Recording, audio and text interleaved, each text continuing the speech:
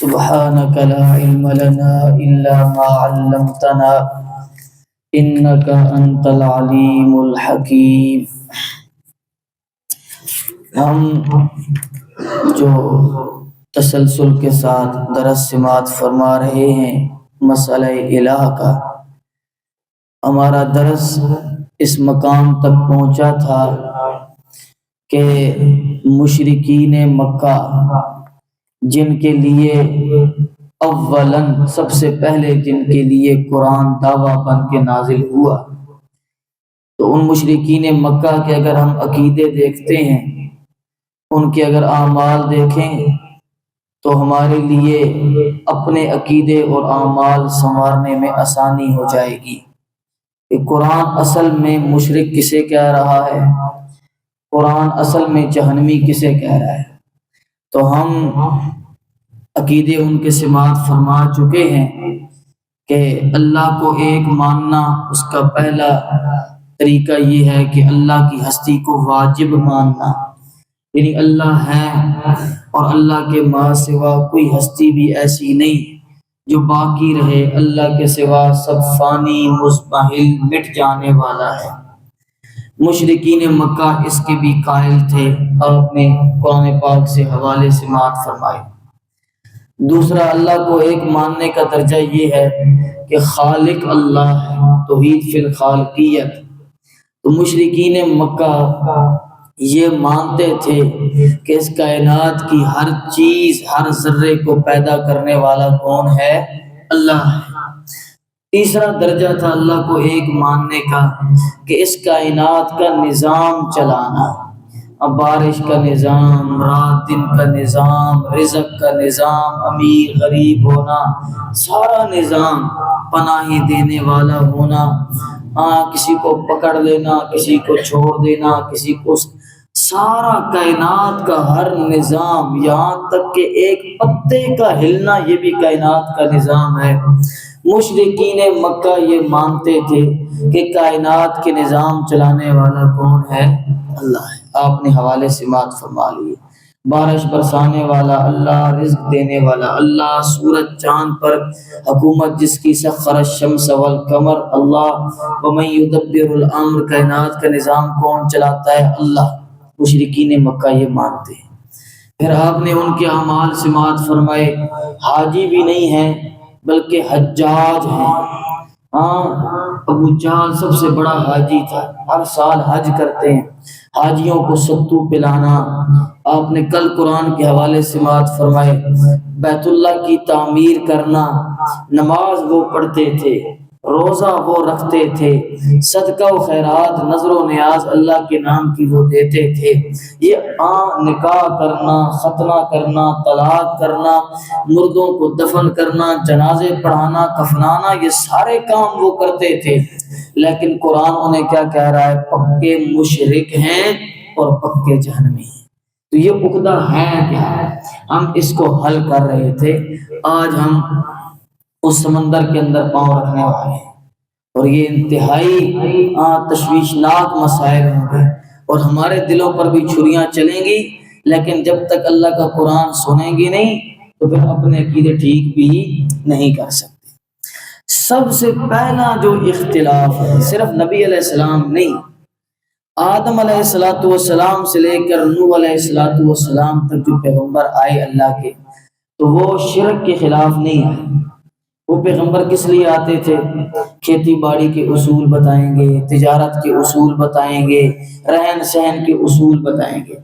سب سے پہلے جو شرک کی ابتدا ہوئی وہ حضرت نوح علیہ السلام کے دور میں ہوئی۔ نوح علیہ السلام سے لے کر نبی کریم صلی اللہ علیہ وسلم تک لاکھوں اللہ کے پیغمبر مبعوث ہوئے۔ تمام پیغمبر اور ان کی امت، تمام پیغمبر اللہ کے اور ان کی امتیں، ان کے مابین اختلاف صرف اور صرف دو شقوں میں تھا۔ کتنی شقوں میں تھا؟ دو حصوں میں تھا، دو جزوں میں تھا توحید کے۔ اللہ تعالیٰ کے جتنے بھی پیغمبر آئے ان سے ان کی امت کا نزاع اور ان کی امت کا جھگڑا صرف اور صرف کتنے درجوں میں تھا؟ 2 درجوں، اور آج ہم وہی 2 درجے ڈھڑی ہوئے ہیں۔ اور آپ یہ پہلے بات سن چکے ہیں کہ اللہ کو یہ ماننے کے 5 درجے، ان میں سے اگر کوئی ایک درجے میں بھی مشرک ہوا تو قرآن کے فتوے کے مطابق وہ مشرک ہے اور ابدی جہنمی ہے۔ اللہ ہمیں محفوظ فرمائے۔ پہلا درجہ جو ہے وہ ہے توحید فی الحاکمیت، لا حاکم الا اللہ، قانون ساز نہیں ہے مگر صرف اللہ، یہ پہلا درجہ ہے۔ دوسرا درجہ ہے لا الہ الا اللہ، الہ نہیں ہے کوئی مگر اللہ۔ جو الہ ہے نا، اس کو ہم بالترتیب حل کریں گے کہ الہ کی صفتیں کیا ہوتی ہیں، آپ نے دل میں کیا عقیدہ رکھا تو آپ نے کسی کو الہ مان لیا، اتنا سا عقیدہ ہے دل میں آ گیا تو آپ نے کسی کو، یا آگے سے بات فرمائیں۔ ابھی صرف اتنی بات یاد رکھیں کہ تمام انبیاء کا اپنی امتوں سے جو وجہ اختلاف اور وجہ نزاع ہے وہ صرف 2 شقیں ہیں۔ پہلی شق، پیغمبر کہتے تھے کہ اس دھرتی پر قانون چلے گا، نظام چلے گا تو وہ صرف اور صرف اللہ کا نازل کردہ نظام چلے گا۔ اور دوسری شک یہ تھی کہ اس دھرتی پر اگر کوئی الہ ہوگا تو وہ صرف اور صرف اکیلا اللہ ہوگا۔ یہ ہم حوالے سماعت فرمائیں گے۔ پہلے حاکمیت پر قانون کس کا چلے گا؟ اللہ۔ اور امتیں کہتی تھی کہ نہیں، ہمارے بادشاہوں کے قانون چلیں گے، ہمارے اشرافیہ کے قانون چلیں گے۔ تو پھر اللہ تعالیٰ کے قرآن اور تورات، زبور، انجیل، ان ساری کتابوں کا مرکزی مسئلہ یہی رہا، جب بھی اللہ کوئی عنوان بیان کرتا ہے اس کے بعد کہتا ہے اے کائنات والو، جب یہ کائنات بنائی میں نے ہے تو کائنات کے اندر قانون بھی کس کا چلنا ہے؟ میرا۔ اگر یہ کائنات بنائی میں نے ہے تو پھر الہ بننے کے لائق بھی کون ہوں؟ میں اکیلا اللہ۔ اس پر جی حوالے سے بات کریں۔ ایک تمہید اور سن لیں، وہ یہ ہے کہ جو ہے نا حاکمیت، قانون سازی، یہ 2 قسم کی ہے۔ کتنی قسم کی؟ 2 قسم کی۔ حاکمیت کی جو پہلی قسم ہے، پہلا درجہ ہے، اسے ہم کہتے ہیں تکوینی امور۔ کون سے امور جی؟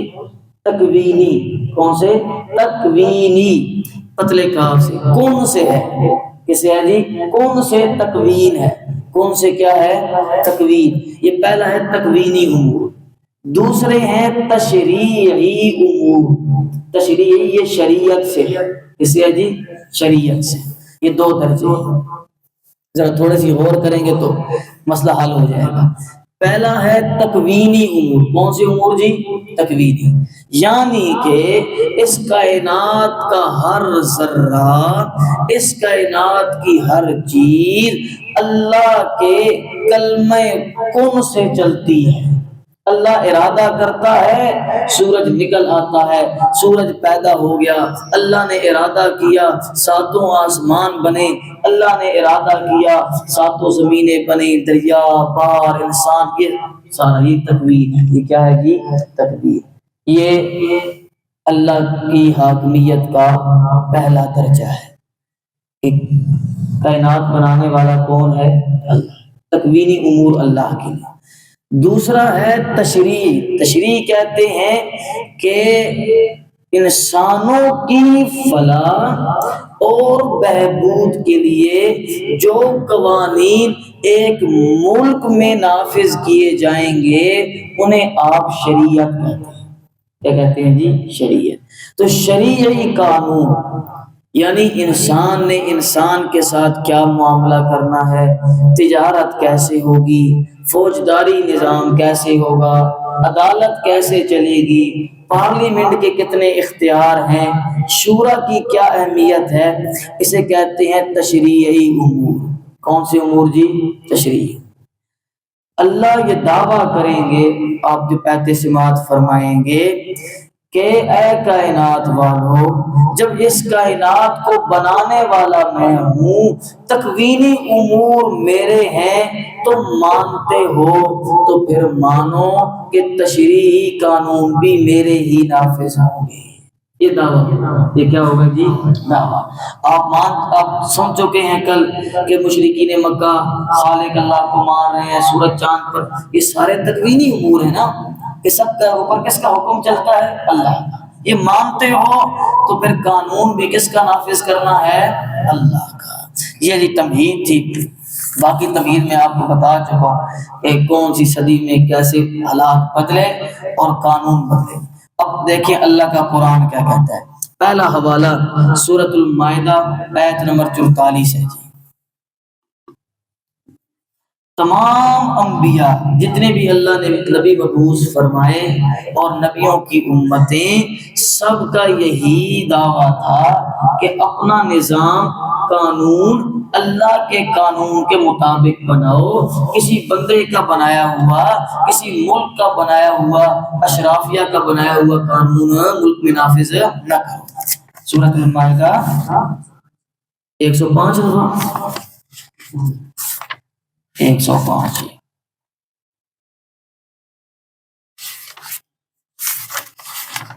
آیت نمبر 44، یہ اوپر سے شروع ہو رہی ہے، بلکہ یہ نیچے سے رکوع شروع ہو رہا ہے۔ انا انزلنا التوراۃ، ان بھائی کو بھی دکھاؤ، سنیں اللہ کے قرآن کا دعویٰ سنیں۔ تو خلاصہ بتا دیا کہ تمام انبیاء سابقین، جتنے بھی انبیاء آئے اور ان کے صحابہ، علماء، تابعین، سب کا یہی دعویٰ تھا کہ ملک میں قانون کون سا نافذ کرنا ہے؟ اللہ کا نازل کردہ، اپنا بنایا ہوا نہیں۔ سنیں جی، انا انزلنا التوراۃ، بے شک ہم نے نازل کیا التورات، تورات کو۔ کس پر نازل ہوئی؟ حضرت موسیٰ علیہ السلام پر۔ فیہا، اس تورات میں، ہدن، ہدایت ہے، ونور، اور روشنی ہے۔ کیا ہے؟ روشنی ہے۔ یحکم بہا النبیون، فیصلے کرتے تھے، قانون بناتے تھے اس تورات کے ساتھ انبیاء۔ کون؟ انبیاء جو فیصلے کرتے تھے عدالتوں میں، انبیاء جو قانون سازی کرتے تھے، وہ کس کے مطابق کرتے تھے؟ تورات، اللہ کی نازل کردہ کتاب کے مطابق۔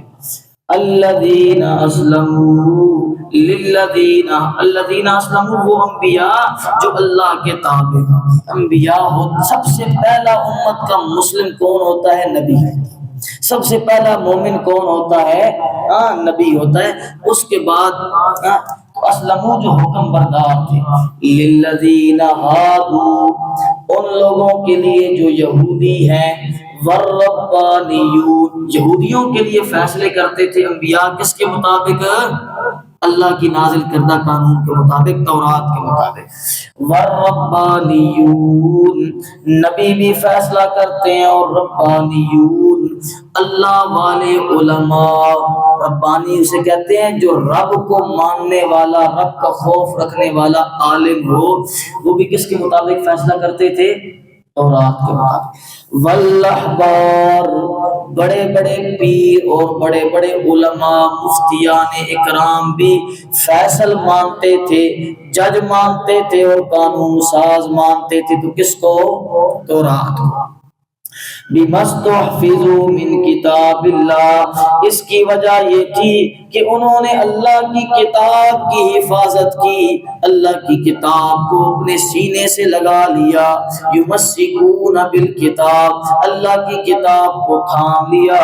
وَقَانُوا عَلَيْهِ شُهَدَاءَ، اور وہ اس کے اوپر گواہ بھی تھے کہ قانون چلے گا تو کس کا چلے گا؟ اللہ۔ اب آگے ذرا کان کھڑے کر لیں۔ کیا اللہ نے بتا دیا کہ یہودی اور یہودیوں کے علماء اور پیر، ہم نے انہیں یہ حکم دیا تھا کہ تم نے قانون سازی کرنی ہے تو کس کے مطابق کرنی ہے؟ تورات کے مطابق۔ کس کے مطابق؟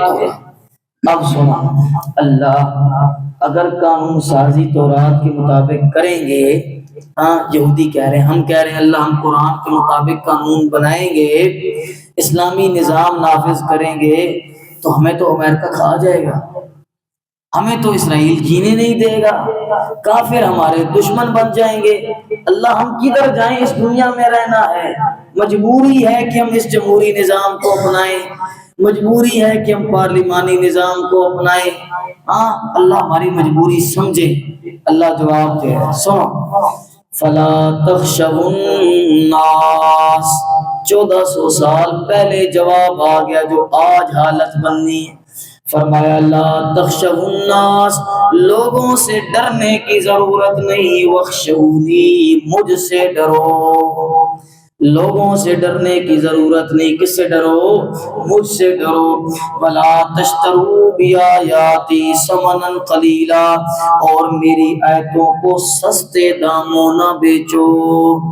ہاں قرآن کی آیتوں کے معنی بدل دے سرکاری ملا اور کہے کہ جی نہیں کوئی نظام کی بات نہیں ہے، جمہوریت بھی عین اسلام ہے، تو پھر کیا ہوگا؟ ہاں آگے سنو، اللہ کا فتویٰ آ رہا ہے، میں فتویٰ نہیں لگا رہا، وَمَن لَّمْ يَحْكُمْ، سن لو اے کائنات والو، جو فیصلہ نہیں کرے گا، قانون نہیں بنائے گا، بما انزل اللہ، اس کے مطابق جو اللہ نے نازل کیا، فَأُولَٰئِكَ هُمُ الْكَافِرُونَ، یہی لوگ کافر ہیں۔ یہی لوگ کون ہیں؟ کافر ہیں۔ اگلا فتویٰ سنو، اگلی آیت کا آخر، یہ نیچے میں لگا رہا ہوں، وَمَن لَّمْ يَحْكُمْ بِمَا أَنزَلَ اللَّهُ، جو اللہ کے نازل کردہ قانون کے مطابق اپنا قانون نہیں بنائے گا، فیصلہ نہیں کرے گا، فَأُولَٰئِكَ هُمُ الظَّالِمُونَ، یہی لوگ پکے ظالم ہیں۔ یہی لوگ کون ہیں؟ ظالم۔ اور ظالم کسے کہتے ہیں؟ وضع الشیء فی غیر محلہ، چیز کو اپنی جگہ سے ہٹا کے اور جگہ پہ رکھ دینا۔ ہاں تجارت کے اندر کیا اصول ہے؟ انصاف کو، انصاف تجارت سے نکال دیا، تجارت کو 2 نمبری کے اوپر رکھ دیا، یہ ظلم۔ کسی بھی چیز کو اپنی جگہ سے ہٹا دو تو کیا بن جائے گا؟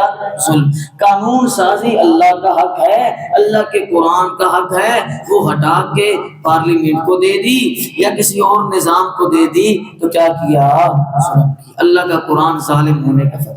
اگلا فتویٰ سنو، یہ اگلی آیت ہے، وَلْيَحْكُمْ أَهْلُ الْإِنْجِيلِ، چاہیے کہ فیصلہ کریں، چاہیے کہ حاکم بنائیں انجیل والے، اس کو جو اللہ نے نازل کیا انجیل میں، تورات والے تورات کے مطابق فیصلے کریں، انجیل والے انجیل کے مطابق فیصلے کریں۔ یہ پہلے کی بات ہے، آگے اس کی وضاحت آئے گی۔ وَمَن لَّمْ يَحْكُمْ، جو فیصل نہیں مانے گا، جج نہیں مانے گا اس کو جو اللہ نے نازل کیا، فَأُولَٰئِكَ هُمُ الْفَاسِقُونَ، یہی لوگ ہیں پکے فاسق اور نافرمان۔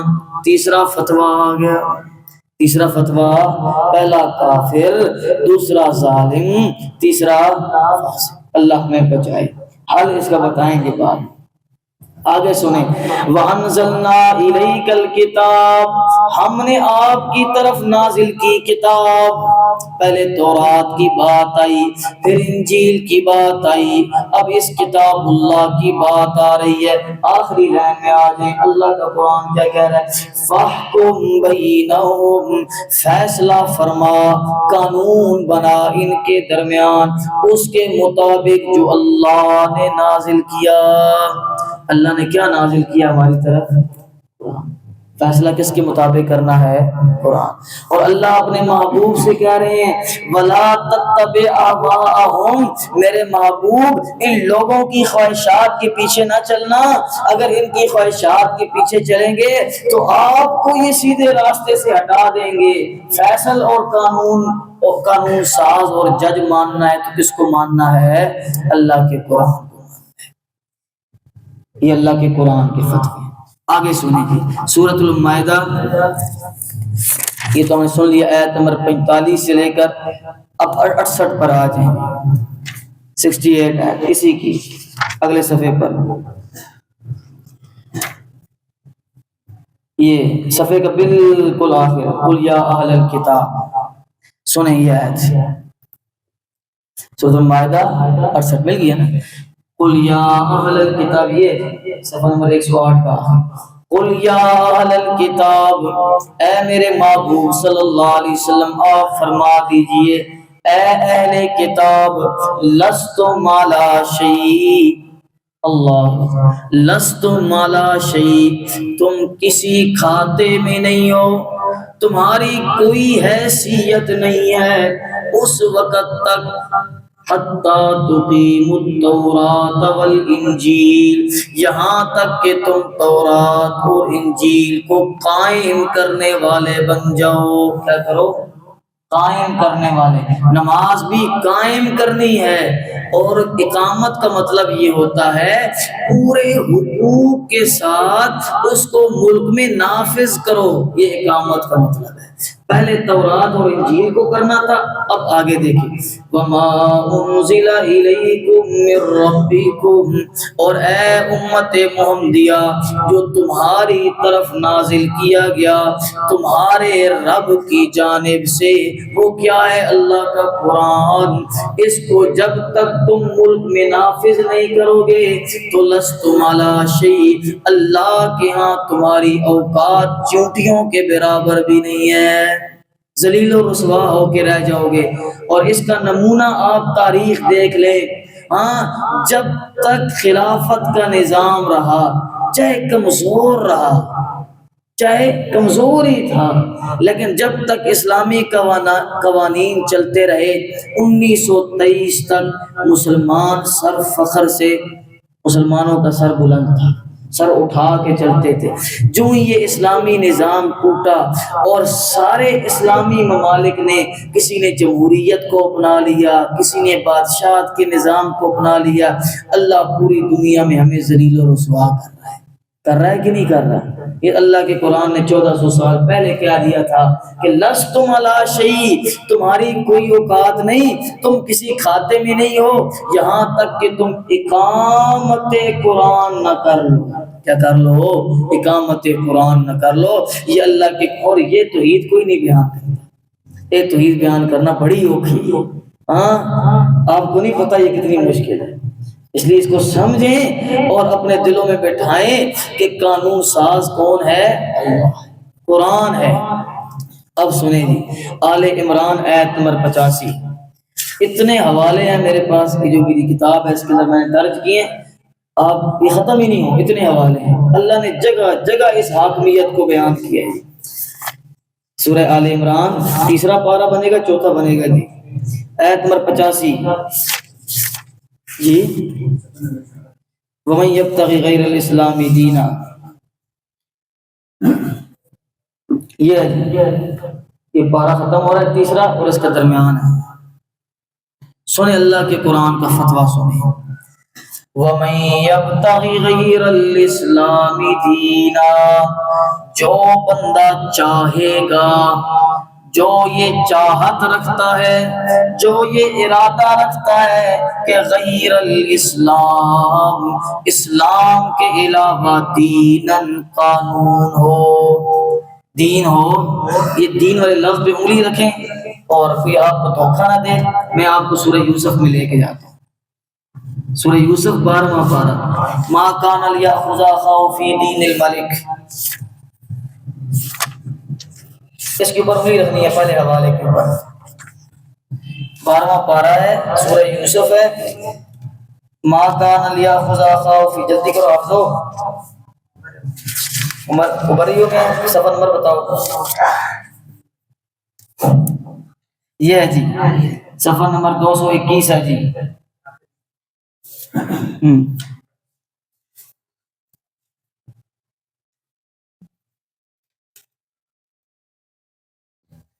ما کان لیأخذ اخاه فی دین الملک، کیا لکھا ہوا ہے؟ ہاں ٹھیک ہے. کذالک کدنا لیوسف، یہ ہے جی، یہ نظر ہے. اب یہ ادھر انگلی رکھنی ہے. اب میں دین کا آپ کو معنی کروا رہا ہوں. یہ آیت نمبر کون سی بنے گی جی؟ آیت نمبر 76 آیت نمبر 76. دیکھو جی، حضرت یوسف علیہ السلام کے بھائی بنیامین، جب وہ بھائی لے کر آئے ان کو اور یوسف علیہ السلام نے بنیامین کو بتایا کہ جو دھوکہ دے رہے تھے نا آپ کو، یہ جو ہمارے 11 بھائی ہیں، 10 بنیامین کو چھوڑ کے، میں یوسف ہوں، انہوں نے مجھے کنویں میں ڈالا تھا، اور آپ میرے سگے بھائی، میری اپنی ماں سے آپ بنیامین ہیں، اور وہ جو دوسرے 10 تھے وہ دوسری ماں سے تھے۔ تو یوسف علیہ السلام نے ارادہ کیا کہ بنیامین کو اپنے پاس روکیں۔ اب مسئلہ یہ تھا کہ بنیامین کو کیا کہہ کے روکیں، کوئی عذر نہیں ہے، اور یہ 10 بھائی یعقوب علیہ السلام سے وعدہ کر کے آئے ہیں کہ ہم اپنی جان دے دیں گے لیکن بنیامین کو لے کر آئے ہیں۔ اب یوسف علیہ السلام کے پاس کوئی تدبیر نہیں تھی اپنے بھائی کو روکنے کی۔ یوسف علیہ السلام نے، بعض نے کہا ان کے وزیر نے انہیں مشورہ دیا، بعض نے کہا کہ خود ان کے ذہن میں یہ تدبیر آئی۔ انہوں نے یہ کیا کہ وہ جو ایک پیالہ تھا قیمتی بیش بہا بادشاہی پیالہ، وہ بنیامین کے سامان میں رکھ دیا اور قافلہ چل پڑا۔ یوسف علیہ السلام نے اپنے جو جرنیل تھا فوجی اسے کہا کہ اس قافلے کو روکو، انہوں نے چوری کی ہے۔ اس نے آواز دی۔ یہ سارا واقعہ اللہ کے قرآن نے نقل کیا۔ فلما جہزہم بجہازہم، جب ان کا سامان تیار کیا تو پیالہ رکھ دیا فی رحل اخی، بھائی کے سامان میں۔ ثم اذن مؤذن، پھر ایک بندے نے آواز دی، ایتھا العیر، اے قافلے والو تم چور، تم کون ہو؟ وہ کہنے لگے بھی ہم اللہ کی قسم اٹھاتے ہیں ہم چوری کرنے ہیں، ہم تو سامان لینے آئے ہیں، بھوک سے مر رہے ہیں۔ یوسف علیہ السلام نے کہا کہ اگر چوری ہوئی تو اس کی کیا سزا ہے؟ تو اب وہ کہنے لگے کہ ہمارے ہاں یہ قانون ہے کہ جو چوری کرتا ہے نا، تو جس کی چوری کرتا ہے اس کے پاس اس کو غلام بنا کے چھوڑ دیا جاتا ہے۔ ہمارے ہاں یہ کیا ہے، قانون ہے کنان میں کہ جو چوری کرتا ہے تو جس کی چوری کرے گا اس کی پیسوں کی قیمت لگا لیں گے، اتنا عرصہ وہ اس کے پاس نوکر اور غلام بن کے رہے گا۔ یوسف علیہ السلام کو پتا تھا یہ قانون، کہنے لگے ٹھیک ہے، پھر سامان چیک کرو۔ سارے بھائیوں کا سامان چیک کیا، آخر میں بنیامین کا کیا، اور بنیامین کے سامان میں سے کیا ہوا، پیالہ نکل آیا۔ اب یوسف علیہ السلام کہنے لگے ہاں بھائی بتاؤ کیا قانون ہے، تم ابھی بتا چکے تھے۔ تو کہنے لگے کہ ہاں ہمارا جی تو نہیں چاہتا لیکن قانون یہی ہے کہ اس نے آپ کا پیالہ چوری کیا ہے، آپ بنیامین کو رکھ لیں، آپ بنیامین کو کیا کریں، رکھ لیں۔ تو یوسف علیہ السلام نے اس طرح بنیامین کو اپنے پاس رکھ لیا، کس کے قانون کے مطابق، وہ کنان کے قانون کے مطابق۔ قرآن یہ بات بتا ہے۔ اب دیکھیے، ما کان لیأخذ اخاہ، نہیں تھے وہ اپنے بھائی کو لینے والے، فی دین الملک، اس مصر کے بادشاہ کے قانون کے مطابق وہ اپنے بھائی کو اپنے پاس نہیں رکھ سکتے تھے۔ دین کا معنی کیا کیا، قانون۔ ہاں سب معنی کرتے ہیں، دین کے معنی کیا ہے، قانون۔ کہ مصر کے قانون میں جو بادشاہ نے قانون بنایا تھا، جو اس وقت فرعون تھا، اس نے جو قانون بنایا تھا اس میں اپنے بھائی کو رکھ نہیں سکتے تھے۔ اللہ نے یہ ترکیب سکھائی اور انہوں نے کنعان کے دین کے مطابق، کنعان کے قانون کے مطابق اپنے بھائی کو رکھ لیا۔ دین کا معنی کیا ہو گیا، قانون۔ اب پیچھے آ جائیں اس آیت پر، وَمَن يَبْتَغِ غَيْرَ الْإِسْلَامِ دِينًا، جو بندہ چاہے گا، جو ارادہ رکھے گا اسلام کے علاوہ، اسلامی قوانین کے علاوہ، دیناً کوئی اور قانون بنانا چاہے گا، فَلَن يُقْبَلَ مِنْهُ، جتنا اچھا قانون لے کے آ جائے، جتنے مرضی ملمہ سازی کر کے آ جائے، حقوق نسوانیت کے نام پہ آ جائے، انسانوں کے حقوق کے نام پر بھی آ جائے، جانوروں کے حقوق کے نام پر بھی آ جائے، جو مرضی کر لے، فَلَن يُقْبَلَ مِنْهُ، اس سے وہ قانون اللہ کے ہاں قبول نہیں کیا جائے گا۔ اللہ کے ہاں قبول نہیں کیا۔ وَهُوَ فِي الْآخِرَةِ مِنَ الْخَاسِرِينَ، اور وہ آخرت میں بہت بڑا خسارہ اٹھائیں گے کہ وہ اللہ کے قانون کو چھوڑ کے دنیا والوں کے قانون کے مطابق زندگی گزارنے لگے۔ کیف یہد اللہ قوما، کیسے وہ قوم ہدایت پا سکتی ہے، کفروا بعد ایمانہم، جو ایمان لانے کے بعد شناختی کارڈ میں مسلمان لکھوانے کے بعد ملک کا نام اسلامیہ رکھنے کے بعد پھر کافروا، اللہ کا انکار کر دیں۔ کیسے ہو سکتا ہے یہ؟ ہاں اللہ کہہ رہے ہیں یہ بات انسان بتا تجھے سمجھ آتی ہے؟ ایمان بھی لے کر آیا ہے، ہاں اپنے آپ کو مومن بھی کہتا ہے، ابھی تھوڑی سی بات ہو جائے کتنے بڑے بڑے فتوے لگائے گا، ایک ایک گز کا ایک فتویٰ یہ لگائے گا۔ اور کیا ہے جب قانون کی بات آتی ہے تو پھر اللہ کا انکار کر دے۔ کیف یہد اللہ وَشَهِدُوا أَنَّ الرَّسُولَ حَقٌّ، گواہی دیتے ہو کہ اللہ کے رسول سچے ہیں، دیتے ہو کہ نہیں دیتے ہو؟ اشہد ان محمد رسول اللہ نہیں کہتے، گواہی دیتے ہیں کہ اللہ کا دین حق، اللہ کا قانون حق، اللہ کا رسول حق، اللہ نے جو قانون بھیجا وہ حق، لیکن اس کے بعد کیا کر دیتے ہیں؟ کفر کر دیتے ہیں۔ کفر کا مطلب یہ ہے کہ اپنے ملک میں نافذ کرنے سے انکار کر دیتے ہیں۔ آگے کیا ہے جی سبق ہے، ہاں واللہ لا یہدی القوم الظالمین، اللہ ظالموں کو ہدایت نہیں دیتا۔ اولئک جزاؤہم، ان کا بدلہ یہ ہے، ان علیہم لعنت اللہ، اللہ ہمیں محفوظ رکھے، ان علیہم لعنت اللہ، ان پر اللہ کی لعنت برسے گی، والملائکہ، اور فرشتوں کی لعنت برسے گی، والناس اجمعین، ساری کائنات کے لوگوں کی لعنت برسے گی، خالدین فیہا، اس لعنت کے اندر ہمیشہ رہیں گے جب تک اللہ کے قانون کو نہیں اپنا لیتے۔ لا یخفف عنہم العذاب، ان سے عذاب ہلکا نہیں کیا جائے گا، نہ یہ ڈھیل دیے جائیں گے۔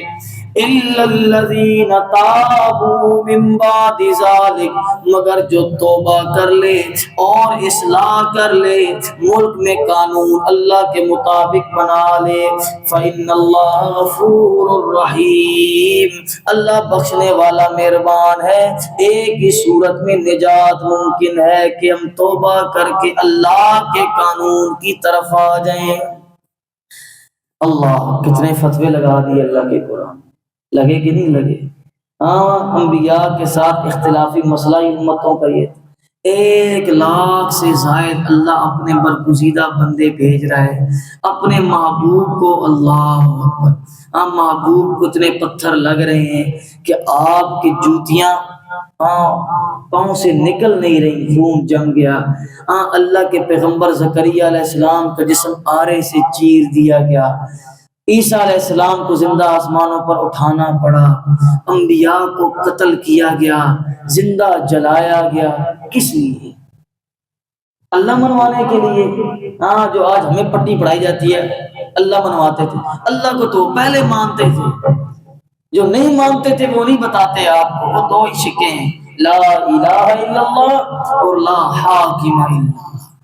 اور آج ہم بھی وہی چھوڑے بیٹھے ہوئے، ورنہ ہم سے بڑے حاجی تو مشرکین مکہ ہیں، ہم سے بڑے نمازی تو مشرکین مکہ ہیں۔